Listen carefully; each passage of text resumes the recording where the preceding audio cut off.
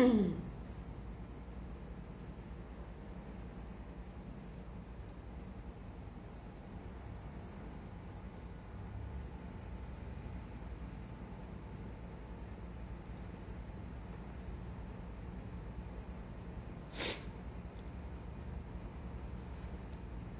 oi, oi. Tem alguém aí?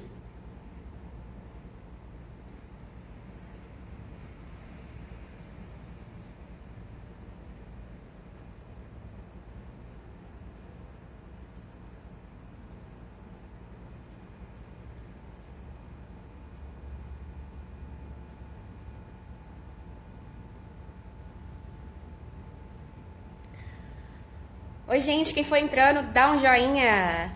Oi, Gessé, tudo bem? Quanto tempo? Camille já tá por aqui. Já vai dando um alô aí, gente. Vê se tá tudo certo aqui. Áudio, vídeo. Tem um fã número 1 da Camélia aqui. É o Rodrigo Tavares.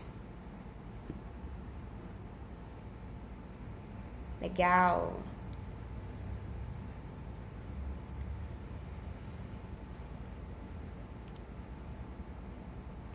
Massa, tá tudo massa?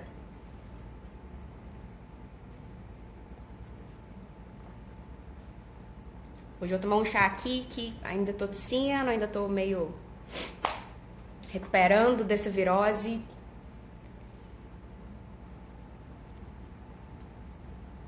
É, aí, Camélia, você tem um fã aqui, ó. Muito bom, que legal que vocês vieram ouvir ela falar. É sempre muito bom ouvir ela falar.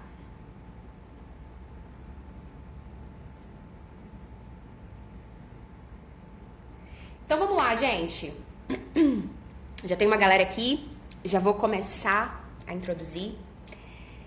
Então sejam bem-vindos a mais uma live do meu projeto de co-lives que estou fazendo em colaboração com vários profissionais de várias áreas que possam agregar na carreira do designer, dos empreendedores que me seguem aqui, mas não só na parte técnica, como em todas as áreas que possam contribuir para que nós sejamos melhores profissionais para esse mundo, né? Para que a gente possa fazer um trabalho que realmente possa fazer a diferença no mundo.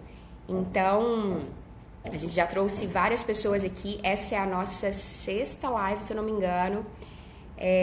Várias pessoas incríveis.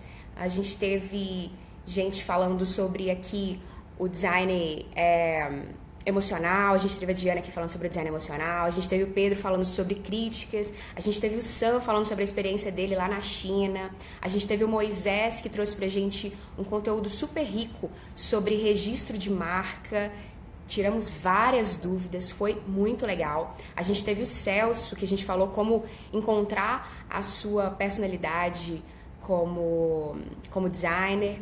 E hoje eu trouxe aqui a Camille Rabelo para a gente bater um papo sobre inteligência emocional. A gente fala muito aí sobre habilidades técnicas que a gente precisa ter no nosso trabalho e se esquece dessas habilidades de convívio que a gente precisa ter com o outro para poder melhorar a nossa forma de trabalhar e o ambiente em que estamos inseridos. Então, já comecem analisando aí se vocês são pessoas que têm inteligência emocional. Será que você consegue identificar suas emoções? Identificar mesmo quando você está com raiva, quando você está triste, a motivação delas? Você consegue identificar as emoções dos outros? Você consegue ter empatia para se colocar no lugar do outro? Você consegue se manter motivado? Como é que está essa inteligência emocional aí? Então vamos entrar aqui com a Camille, que ela vai saber falar melhor do que ninguém sobre isso. A Camille, ela é formadora de líderes, mas ela vai se apresentar aqui muito melhor do que eu poderia. Gente, fiquem à vontade para participar, mandar dúvida, contar experiências. Vou tentar ler mais, vou tentar parar um pouquinho antes para ler mais as perguntas de vocês hoje, tá bom? Oi, Camille! Olá! Tudo Bom bem? te ver. A gente só se Bom te fala, ver não se também. vê. Pois é, como está essa São Paulo correria aí? Correria, chovendo, terra da garoa. Mesma coisa de Sempre, sempre. né? Vai. Me conta aqui então, se apresente para as pessoas, para quem não te conhece, quem você é, o que você faz, o que faz seu coração bater. Conta pra gente. E que faz seu coração bater foi ótimo, né? Profundo, né? Profundo. Isso é tudo aquele papo de pré-voo, né?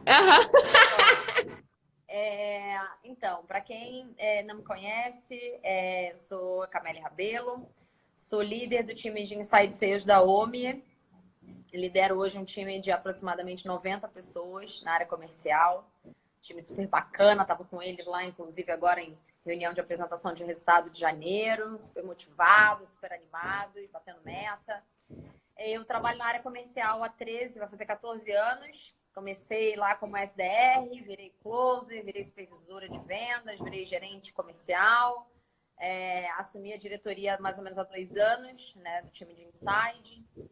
Sempre gostei de me desenvolver em coisas relacionadas em habilidades relacionadas à liderança, né? Então, eu brinco que eu comecei lá com gestão, administração, gestão de projetos, e depois eu logo virei a chavinha para todos os treinamentos que você possa imaginar relacionados à liderança de equipe, relacionados à programação neurolinguística, coaching, inteligência emocional, oratória. E eu acho que é um dos pontos que você vai tratar na live, que é justamente soft skills, né? Habilidades de primeira camada, as habilidades comportamentais, porque infelizmente o mercado ainda olha muito habilidade técnica e pouco habilidade comportamental, né? E exatamente. E você lidera quantas pessoas hoje aí, Cameli? O time de Inside está com aproximadamente 90 pessoas, mas liderados diretos eu tenho 6. Muito legal. Assim, eu acho que tem muito a contribuir essa sua experiência com liderança. Eu acho que a gente vai falar muito sobre isso mesmo que você tinha falado, sobre as soft skills que ficam tão esquecidas assim. E eu queria falar para as pessoas assim, mais ou menos como que a gente se conheceu, que foi bem destino. A gente estava indo pro RD Summit e chegamos e fizemos uma conexão em Guarulhos. Antes disso, o aeroporto de Guarulhos tinha acabado a luz, né, na real. E aí a gente pousou em Guarulhos e o voo atrasou durante 2 horas. E foi quando eu conheci a Cameli, as duas emputecidas, assim, no caixa, lá no saguão. E a gente começou a conversar. A gente começou a conversar, passou 2 horas, quase que perdemos o voo, depois de 2 horas de espera. E aí, a gente conversou muito sobre isso, né, Cameli? Assim, eu fiquei, né, minha cabeça deu uma explosão, assim. E uma das coisas que eu tinha conversado com ela, que eu tinha conversado com você, foi sobre a inteligência emocional. E aí eu tinha te falado que eu estava evoluindo nisso, que eu já estava conseguindo evoluir na identificação das minhas emoções. Eu estava me sentindo, assim, super, wow, madura, pá, vamos lá. E aí, eu achava que era isso, eu já tinha chegado lá. E aí você me falou que não, cara. Não é só você identificar as suas emoções, você precisa identificar as emoções dos outros, né? Então, fala um pouquinho pra gente sobre o que é mesmo a inteligência emocional, né? Legal. Eu acho que eu tive 2 boas experiências, né, com conteúdo acadêmico de inteligência emocional. Uma foi na Conquer. Para quem não conhece, a Conquer é uma escola que eu dei aula durante 2 anos. Escola super legal, que eu super recomendo, porque o foco dela é realmente desenvolver habilidades de primeira camada. Então, eles dão treinamento de oratória, inteligência emocional, alta performance, negociação, né, vendas. E nessa primeira experiência que eu tive com inteligência emocional num contexto acadêmico, eu já fiquei muito impactada com a capacidade que a gente tem de autocontrole, né? E que a gente às vezes não usa. Falei, nossa, a gente é tão fácil, tá? Depois que você entende algumas técnicas, controlar, parece tão fácil, controlar as emoções e controlar o nosso cérebro, né? Ele não tem mais poder que a gente, né? De controle. Por que a gente não... Por que a gente perde o controle? Por que a gente não consegue, né, no momento de raiva, não explodir? O que acontece? Então, foi o primeiro contato que eu tive com o conteúdo acadêmico de inteligência emocional. Até então, eu só tinha lido o livro... Por exemplo, eu li o livro do Daniel Goleman, Inteligência Emocional, que eu também recomendo, muito bom. Mas eu não tinha tido contato com técnicas para me autoconhecer. Essa foi a primeira experiência.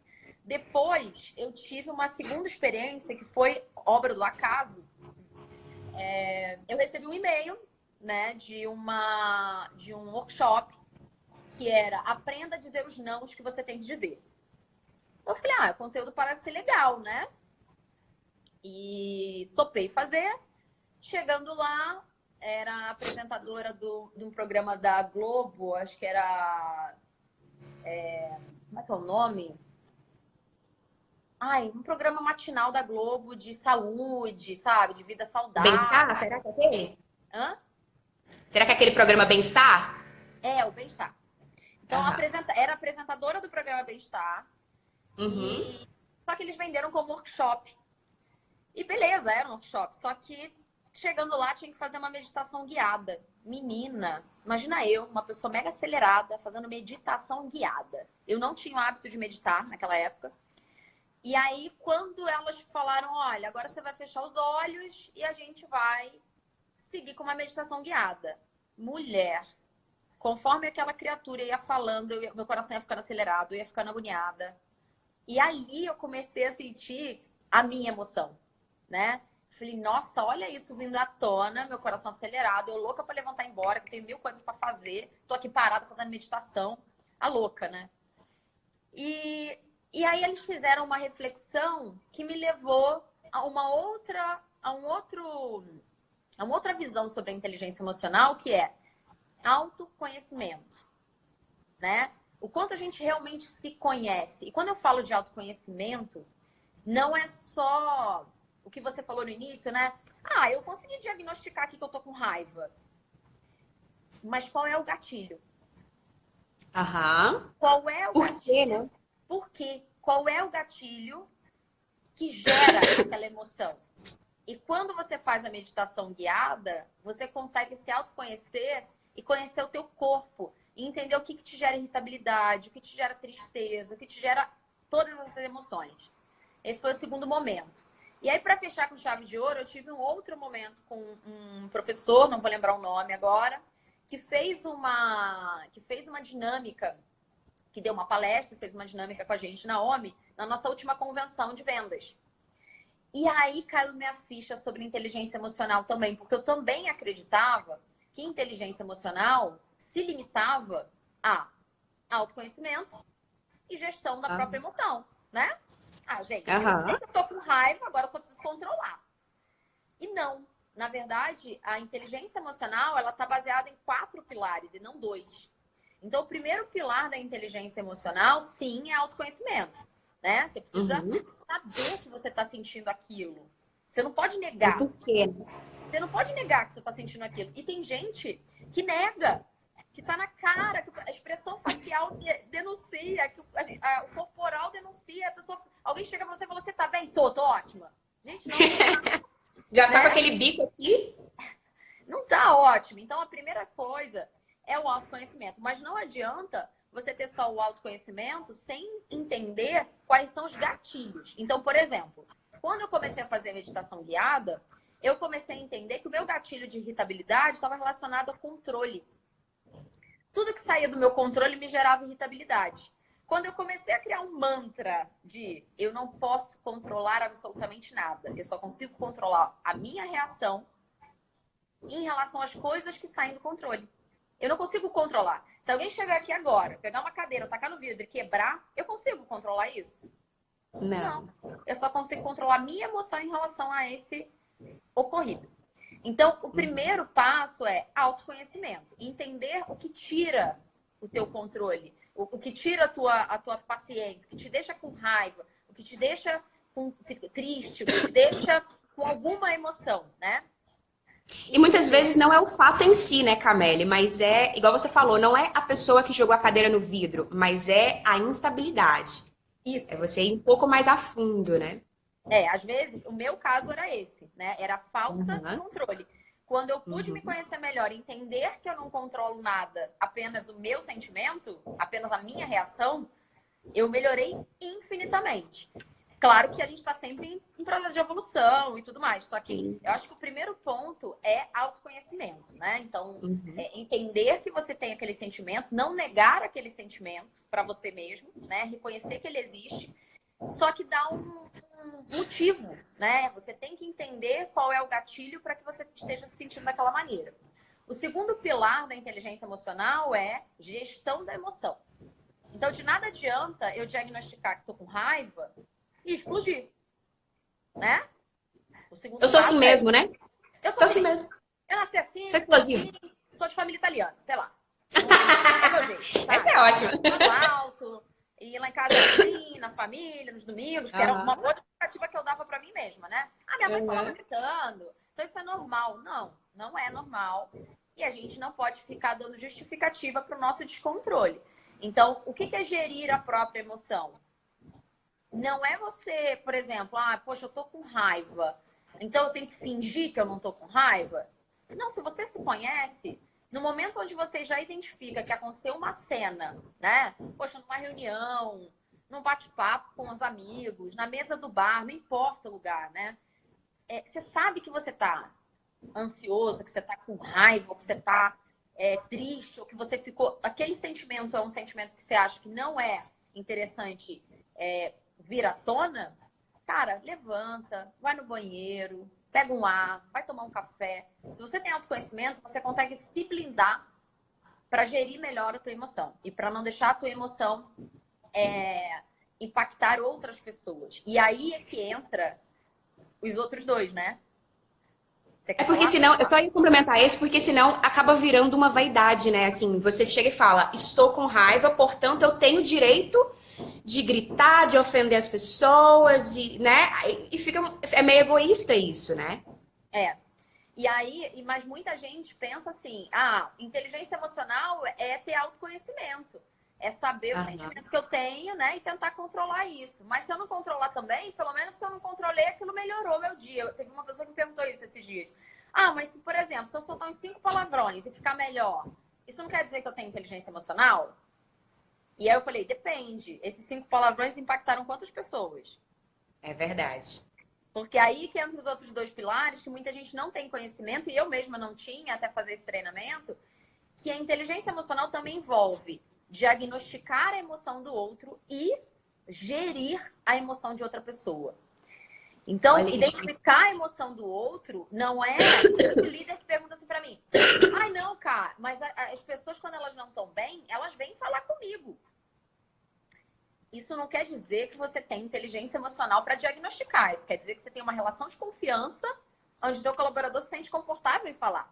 Inteligência emocional é quando você, sem a pessoa falar nada, pela expressão facial, corporal, sabe? Sabe quando você bate o olho na carinha de alguém e fala, nossa, essa pessoa não tá bem? Isso Sim. faz parte da inteligência emocional. Identificar a emoção de outra pessoa sem que ela diga absolutamente nada. E E é um aí, processo de empatia mesmo, né? De é, é, você sair de si e ir pro lugar do outro. e aí a última etapa da inteligência emocional, ela está relacionada a gerir a emoção de outra pessoa. Aí você fala assim, nossa, Camille, mas eu já tenho que gerir a minha emoção. Como é que eu vou gerir a emoção de outra pessoa? Né? E é mais simples do que a gente pensa. Vou dar um exemplo mais uma vez na liderança. Por favor. Imagina que eu passei por um colaborador no corredor, isso já aconteceu, tá? E eu conheço a pessoa o suficiente para saber que Aham. quando a pessoa não tá bem, a expressão facial dela muda. Eu cato a pessoa no corredor e falo, vem cá, vamos tomar um café. E aí, como é que você tá? O que tá rolando? Te conheço o suficiente para saber que você não tá do mesmo jeito de sempre. E às vezes a Aham. pessoa só fala. Você não precisa dar conselho, você não precisa fazer absolutamente nada. Às vezes é só ouvir. A pessoa às vezes está passando por uma situação que está deixando ela triste, que está deixando ela irritada, né? No ambiente de trabalho. E às vezes só o fato de compartilhar o que está acontecendo com ela, com o líder, por exemplo, já muda completamente a emoção do dia. E aí, isso é uma coisa tão simples, né? Às vezes é só ouvir. Chama a pessoa, Verdade. escuta, ouve o que está acontecendo. Você não precisa fazer um trabalho de coaching, ou de terapia, ou de absolutamente nada, nem de A aconselhamento. gente acha que precisa saber as respostas, né? Você não Os precisa saber conselhos. respostas. Você não precisa saber respostas. Às vezes realmente é só ouvir. E nesse processo de ouvir a pessoa, a emoção dela já muda. Tem muita gente que fala assim, nossa, ai, que bom que eu falei. Acho que eu tava precisando desabafar. A pessoa volta e já tá outra pessoa, né? Então, esse é o processo de diagnosticar e gerir a emoção de outra pessoa. E como muda, assim, você pode mudar um dia inteiro por causa desse comportamento, né? Porque se você mantém a pessoa ali naquele mesmo mundinho dela, não tira ela dali, isso pode desencadear tantas outras consequências negativas ao longo do dia. Às vezes você vai ter uma reunião lá no final do dia, essa pessoa passou o dia inteiro ali remoendo alguma coisa, não é? Eu acho que a gente melhora muitos ambientes que a gente está convivendo quando a gente tem esse processo de empatia, né? Super.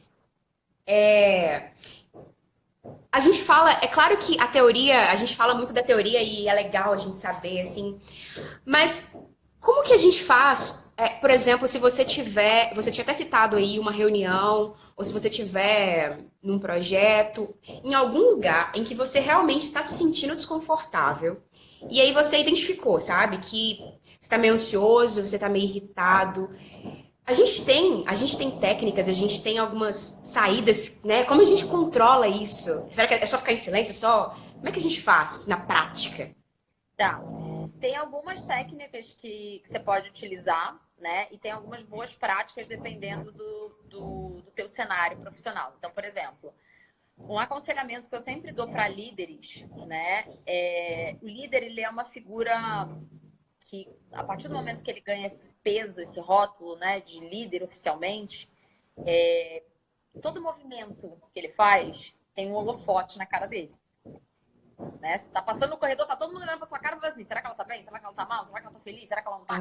E aí a teoria da conspiração, ela rola solta. Então eu sempre brinco com eles que assim, esteja bem, esteja energizado, principalmente na área comercial, você tem que estar muito motivado, animado. Só que coisas no nosso dia a dia podem acontecer para tirar a nossa energia, para deixar a gente mal, né? Tem uma série de situações que podem acontecer que podem mexer com o nosso emocional.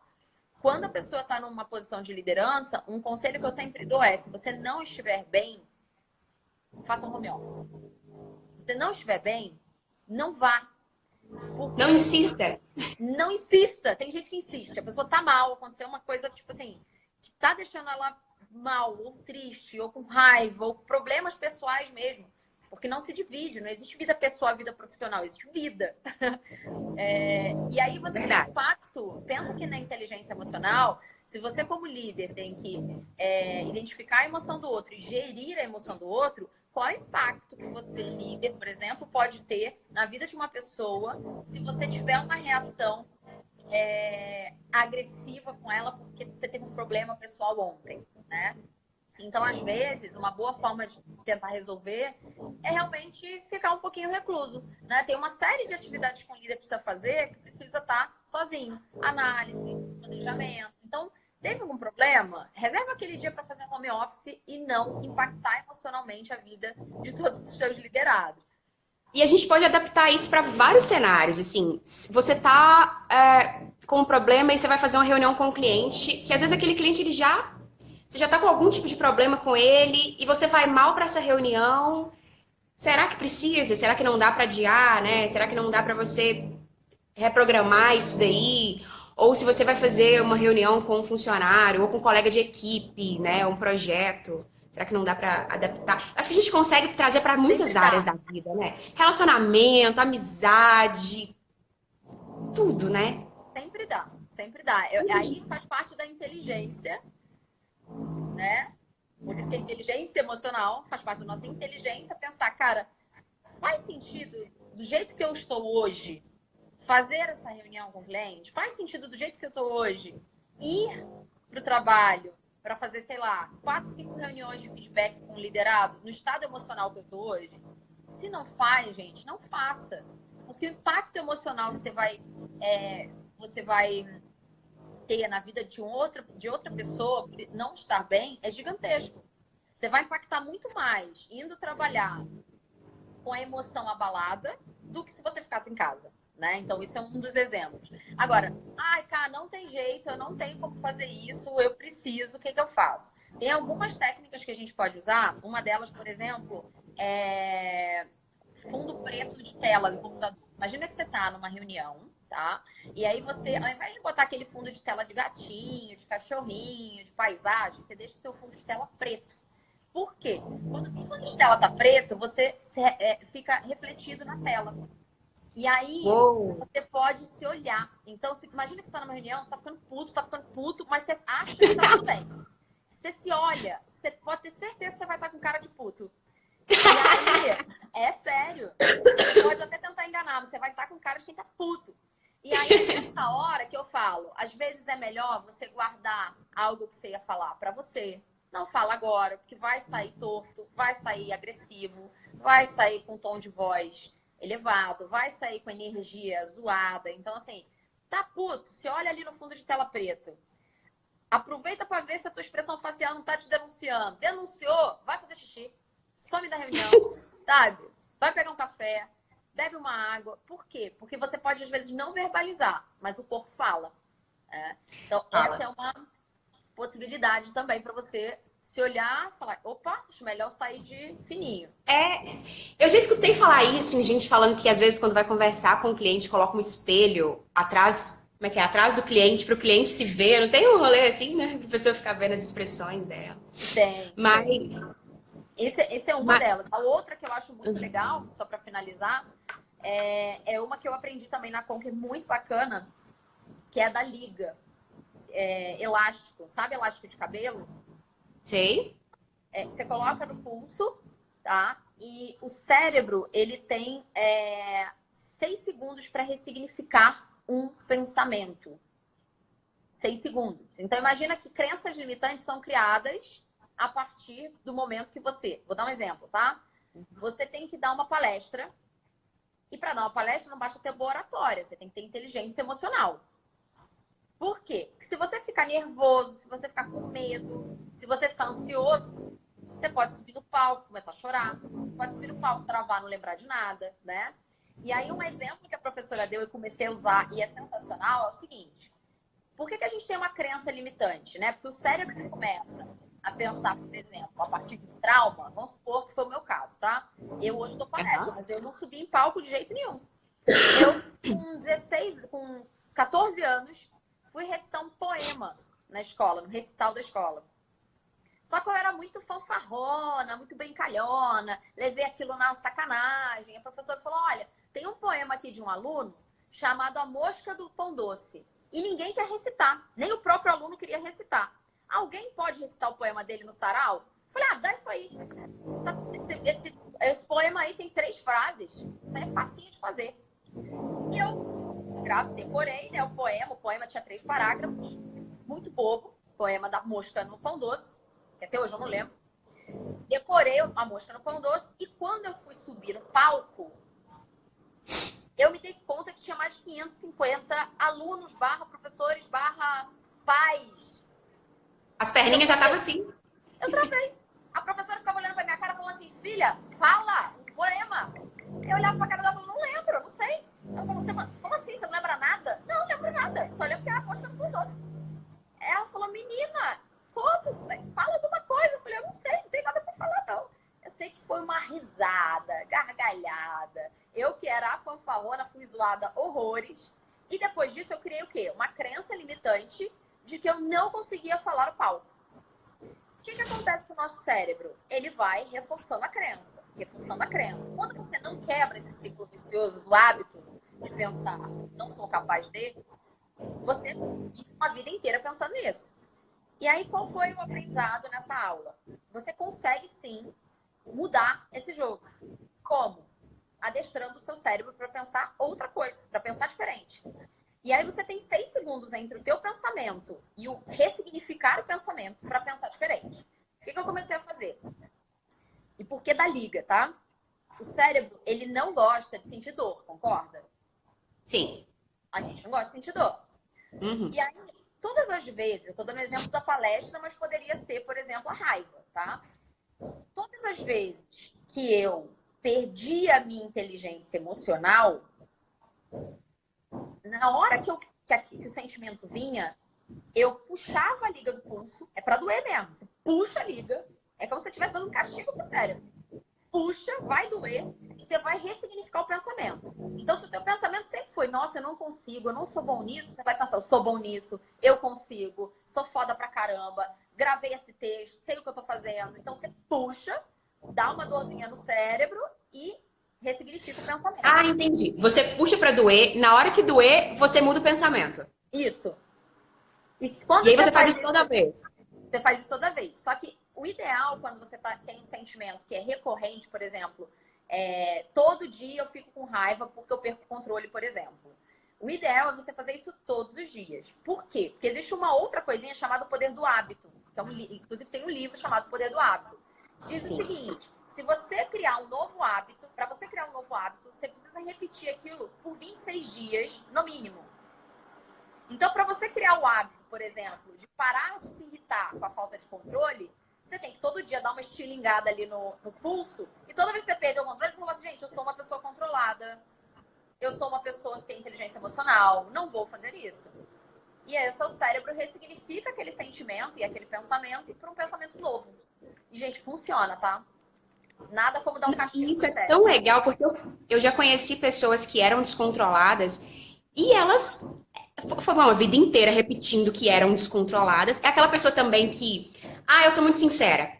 Sabe essa pessoa? É que eu sou muito sincera, eu falo as coisas assim mesmo, eu falo na cara. E aí você começa a criar esse hábito uma vida inteira e a pessoa simplesmente não consegue olhar pra si e ver que, na verdade, é só uma falta de inteligência emocional, né?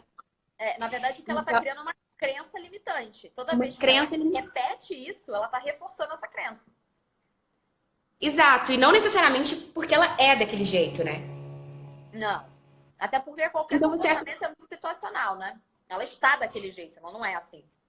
Isso que eu ia te perguntar. Então, qualquer comportamento, qualquer emoção que a gente tenha, será que ela realmente vem de uma crença? Por exemplo, toda vez que uma pessoa ela não escuta a minha opinião, eu fico triste. Aí é aquela pessoa que acaba o dia. Ai, não me escutaram. Ou então, nossa, não fui acatada ali naquela reunião. Ou então, fulano falou desse jeito comigo, fiquei magoado. Então, será que isso também é uma crença, né? Que a pessoa repete pra si? Então, vou te dar um outro exemplo. É crença limitante. E isso vem muito, por isso que eu aconselho, quem me conhece há uns 15 anos já falar, nossa, como a Camille mudou. Porque duas coisas que me ajudaram muito nesse processo de inteligência emocional, e não que eu não tenha um monte de coisa para melhorar, eu tenho um monte de coisa para melhorar, mas já evolui muito de 10 anos para cá. Primeiro, a meditação, porque a meditação ajuda no autoconhecimento. Mas o segundo, não menos importante, que inclusive eu tenho hoje ainda, 10 horas da noite, é psicanálise, né? É terapia. Por quê? Maravilhoso. E eu já fiz 3 tipos de terapia diferentes e aconselho todos os 3, né? Uma delas é TCC, que é terapia cognitiva comportamental, maravilhosa. Terapia holística e agora eu tô fazendo psicanálise. Olha, é transformador. Por quê? Porque esse sentimento que você está falando, por exemplo, quando a pessoa fala comigo desse jeito, eu fico com vontade de chorar. Isso. Sempre que alguém fala comigo dessa maneira, me dá vontade de ir pro banheiro chorar. Ou eu fico cheia de placa, né? Tem gente que fica cheia de placa. Ela não fala, mas o corpo dela tá lotado de placa de nervoso. Fica em silêncio, não fala mais nada. O cara faz um bico desse tamanho. E muitas vezes, acho que grande parte das vezes, isso está relacionado com o nosso passado, com a infância, com a adolescência. Com a Quase forma... todos os nossos traumas. Né? A maioria das vezes. Às vezes está relacionado com como os pais falavam com o filho, às vezes está relacionado com a relação com os irmãos, às vezes está relacionado com algum trauma que teve na escola, na adolescência.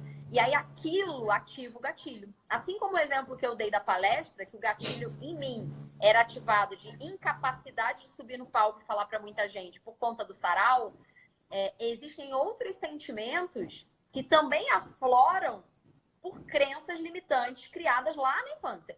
E aí, como é que você quebra essa crença limitante? Quando você toma conhecimento dela. Se você não toma conhecimento dela, não tem como romper o ciclo. E por isso que a terapia é tão legal. É verdade, porque às vezes você também tá ali no emaranhado que você não consegue identificar. Às vezes você não, simplesmente não consegue identificar o que que tá te causando aquilo. Você sabe que você fica com raiva, mas às vezes você liga essa raiva à cara da pessoa. Eu não gosto do fulano. Eu não gosto que o fulano fala comigo, não é? Aí cria implicância com a pessoa, cria implicância com o ambiente, com a situação, mas não percebe que o problema tá, ó, dentro dela. tá todo aqui dentro, né? E a terapia realmente, né, cara? A terapia te ajuda a amarrar as pontas e arrumar as gavetas, porque muitas vezes você não vai conseguir controlar naquele momento exato, né? É um processo maior, né? É, O Pedro Paneto falou aqui que a inteligência emocional, ela é importante em qualquer área, e a maior batalha está dentro da nossa mente. E a crença limitante é um absurdo de forte, ela te aprisiona. Total. Total, total. total, total. Já pegando esse ponto Adorei que a gente falou, a Lu aqui, terapia é vida. terapia é vida. Gente, terapia é vida. E é incrível como ainda tem pessoas que ainda têm preconceito, né? Ainda acham que não. Ah, não preciso falar das minhas coisas para os outros, sabe? Eu vou resolver sozinho. Só que a gente se esquece que quando a gente fala, a gente se entende muito melhor, né? O pensamento, ele não precisa fazer sentido, mas a fala, sim, né? Precisa ter um raciocínio. Então, por isso que você falou, né? Quando a pessoa precisa desabafar, quando a gente fala, como as coisas se organizam, como as ideias se organizam no nosso E pensamento, hoje em né? dia, assim, a gente não tem nem desculpa, né, para não fazer, porque existem hoje aplicativos para terapia online que tem um preço Sim. super, super justo, super Minha irmã acessível. fazia lá dos Estados Unidos com um psicólogo brasileiro no Pois aplicativo. é. Ela amava, amava. E diz ela que tinha muita, muita qualidade, e ajudou muito. É. É Então, verdade, assim, não? tanto em relação a investimento quanto flexibilidade. Porque, por exemplo, para quem não tem muita grana para investir, hoje existem aplicativos onde você consegue fazer por um preço acessível uma sessão, né? Para quem não tem tempo, existem profissionais hoje que flexibilizam a agenda. Eu, por exemplo, sou uma pessoa que normalmente começa o meu dia 7 da manhã e termino 11 da noite. Então, fazer terapia, a primeira coisa que eu pensava era, gente, como assim? Eu vou sair no meio do dia, que eu preciso bater meta para fazer terapia. E aí eu encontrei um terapeuta que me atende 10 da noite. Minha terapia é toda quarta-feira, 10 horas da noite. Então, assim, sempre tem uma forma de conseguir conciliar, ou financeiramente, ou por tempo, mas não deixem de fazer, assim, ajuda muito nesse processo de autoconhecimento. A gente acha que a gente consegue sozinho, mas quando você vai no terapeuta, você vê que não, não consegue. É A primeira diferente, coisa que você gente. pensa é, por que eu não vi antes, né?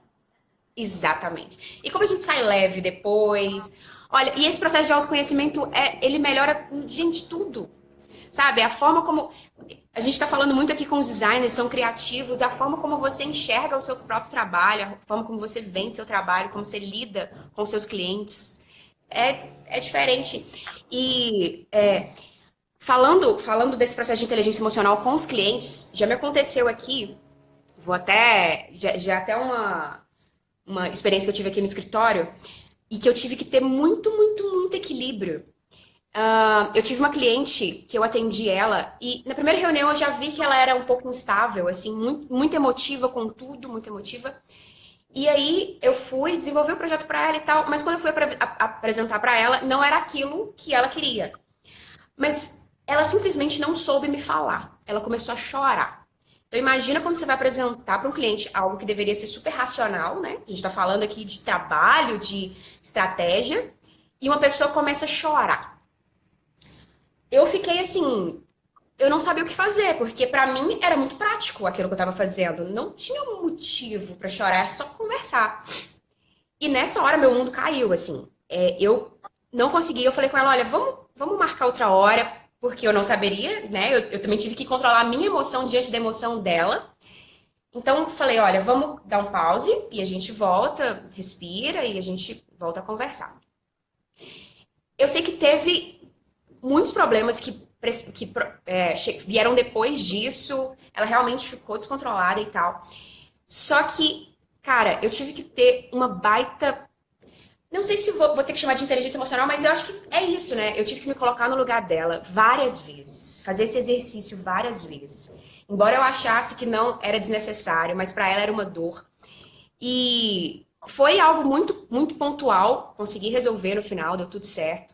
mas foi quando eu me coloquei completamente no lugar dela que eu consegui resolver. Porque até então eu tava assim, eu não tem motivo, sabe? Você fica assim, gente, não tem nada a ver, essa mulher tá aqui, tá, sabe, tá pesando minha onda e tal. Como que a gente lida com isso, né, Camille? Quando você tá num ambiente que é um ambiente de trabalho, que a gente pensa que deveria ser um pouco mais prático, só que a gente precisa lidar com pessoas assim super emocionais, ou uma é emocional, a outra já é mais brava, a outra, como que a gente reconhece essas nuances, né? Porque as pessoas são diferentes, né? Desafio, né? Então, eu sempre falo assim, durante muito tempo eu me cobrei demais nesse pilar de inteligência emocional, tá? Muito. Eu me cobrava assim, nossa, eu tenho que ter inteligência emocional, eu tenho que ter inteligência emocional o tempo inteiro. Eu não posso expressar a minha reação, eu não posso, porque o mundo corporativo exige isso. Até que um dia eu tenho um cara na minha vida que é assim, minha referência da referência de estratégia, de liderança, de gestão, que é o Marcelo Lombardo, que é o dono da OMI. Uhum. E um belo dia ele tirou o peso do meu ombro, de anos.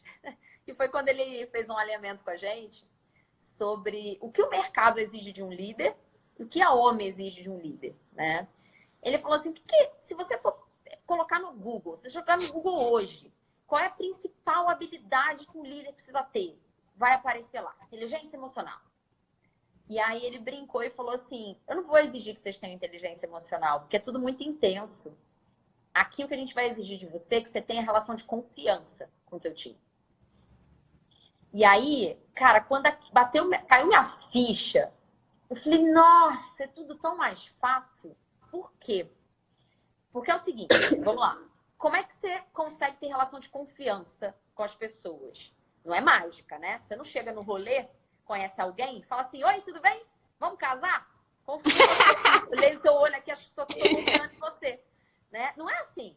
A relação de confiança, ela vem com quatro pequenos itens que juntos são muito importantes. Que inclusive tem no livro chamado Manual de Persuasão do FBI.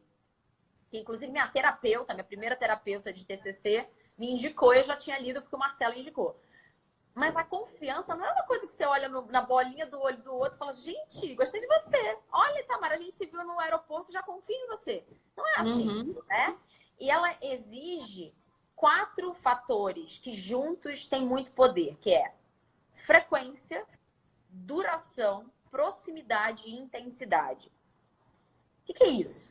Imagina que eu vou jogar no relacionamento amoroso que é mais fácil, tá? Como é que eu confio em alguém que eu namoro? Quando eu tenho Uhum. frequência, ok? Eu não falo com a pessoa uma vez por mês. Eu falo com essa pessoa todo dia. Eu tenho frequência no contato. Sim. Eu tenho proximidade. O que é proximidade? Proximidade física. Eu Aham. vejo essa pessoa. Eu não namoro só à distância. De vez em quando eu vejo essa pessoa. Eu tenho duração. Então, assim, eu não falo com essa pessoa 5 minutinhos. Eu converso com essa pessoa por horas. Eu converso com essa pessoa por um tempo consistente. E mais do que isso, eu tenho intensidade. O que é intensidade? É o real interesse em atender o desejo do outro. Então, quando você junta proximidade, frequência, duração e intensidade, você tem a fórmula da confiança. Então, ao invés de eu ficar preocupada, eu vou te falar como eu trabalho hoje com os meus 6 liderados, né? Alguns devem estar aqui ouvindo. Não sei se Bárbara, Bruno, né, Maiara Aham. estão ouvindo ou não. Mas os meus liderados diretos, o que eu faço? Eu não fico trabalhando o tempo inteiro para não descompensar. Eu não fico trabalhando o tempo inteiro, ai não, deixa eu ir no terapeuta, fazer meditação, tomar um Stressdoron, um Ansiodoron, porque eu não posso nunca demonstrar que eu tô com raiva, por exemplo. Cara, nós somos seres humanos. Nós vamos errar. Só que o que muda? Quando você tem uma relação de confiança com o teu time, quando você tem proximidade, frequência, duração e intensidade, e isso a gente promove aqui com almoço em equipe, happy hour em equipe, dinâmicas que a gente faz como Respeita a Minha História, onde cada um tem 30 minutos para contar a sua história um para o outro. Sabe isso que você falou sobre o mapa de vida? Que isso que você disse foi mapa de vida. Aquela pessoa tem um mapa de vida que faz ela chorar quando as coisas saem do controle. Eu tenho um mapa de vida que quando sai do meu controle eu sou racional, vamos resolver. São pessoas diferentes. Mas quando existe relação de confiança, você já sabe, inclusive, que ela vai chorar. Você já sabe. Sim, você sabe. Você sabe que ela vai chorar. Então aqui a gente já até sabe. Ih, ó, fulano vai explodir. Ó, fulano vai chorar. Ó, fulano vai correr pro banheiro. A gente já se conhece. E aí, o pior que pode acontecer, Tamara, quando alguém perde, né, o controle, é fazer piada. Sabe? É tipo assim, que hoje dormiu bem não, né? Tipo, a gente brinca com a falta de controle ou a falta de inteligência emocional porque a gente confia uns nos outros. Então, a base de tudo não tá em querer o tempo inteiro controlar a emoção, o tempo inteiro tá intacto, o tempo inteiro você não pode chorar, você não pode se emocionar, você não pode sentir raiva, você não pode sentir... Não é isso. Mas se você tá num ambiente onde você promoveu com o teu time uma relação de confiança, as pessoas vão entender no dia que você não estiver bem. Isso é muito maravilhoso porque a gente se cobra tanto, cara. Eu me cobro tanto. Ai, não, você tem que ser sempre, né, centrado e tal. E aí a gente não é espontâneo, né? Nossa, você me acalmou agora, Cameli. Porque isso é muito legal, né? Às vezes quando... E vou te falar um código, né? Isso eu não conto pra todo mundo não, tá?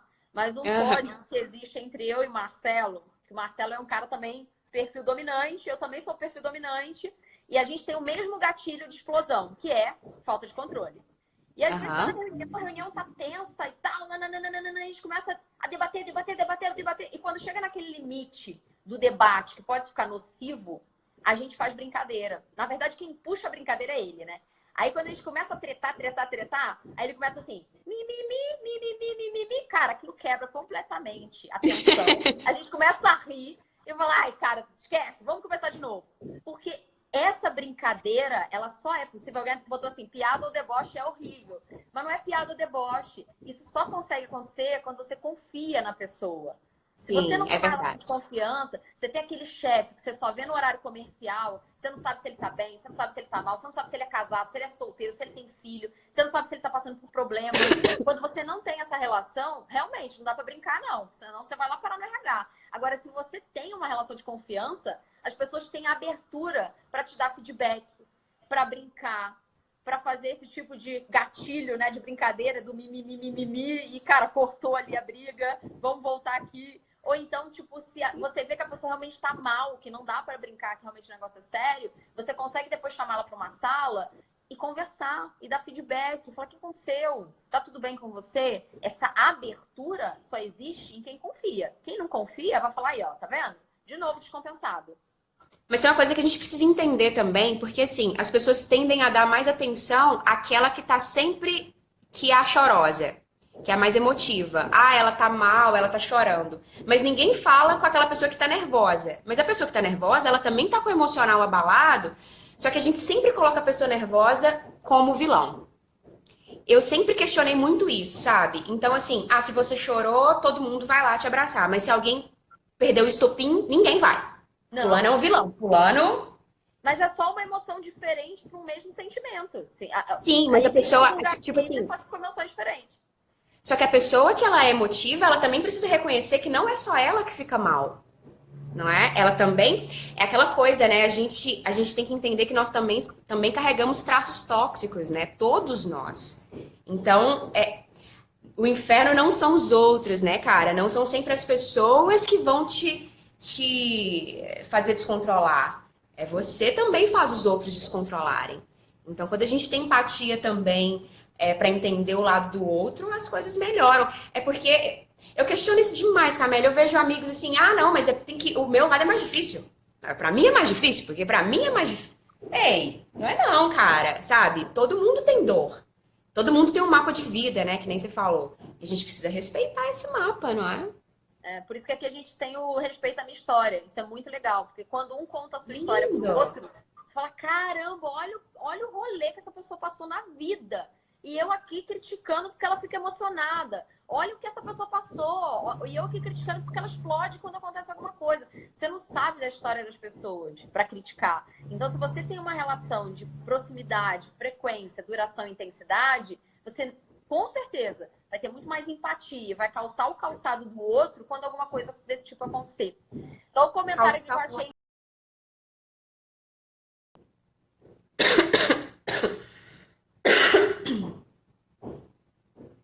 Travou? Ui! Calma aí que a Camille deu uma caída aqui. Gente, vocês estão me ouvindo ainda? Vocês estão me ouvindo ainda, gente? Manda um oizinho aqui. Eu caí, mas eu já levantei. Sim, vamos lá. Só um comentário que eu achei engraçadíssimo aqui da Lucy. Não caiu uma ficha, caiu uma tampa de bueiro agora. Adorei. Gente, é isso que acontece comigo quando eu estudo essas coisas, conversando com a Camélia. É isso que acontece comigo também. A gente descobre um universo, assim, ao redor disso. Ah, teve uma pergunta que eu anotei aqui que eu achei sensacional. E eu vi você falando num vídeo que é assim, olha, que a gente precisa entender que para ganhar a gente precisa perder. E a gente precisa se controlar na hora da perda também, né? Então, qual que é o lado positivo de errar e de perder?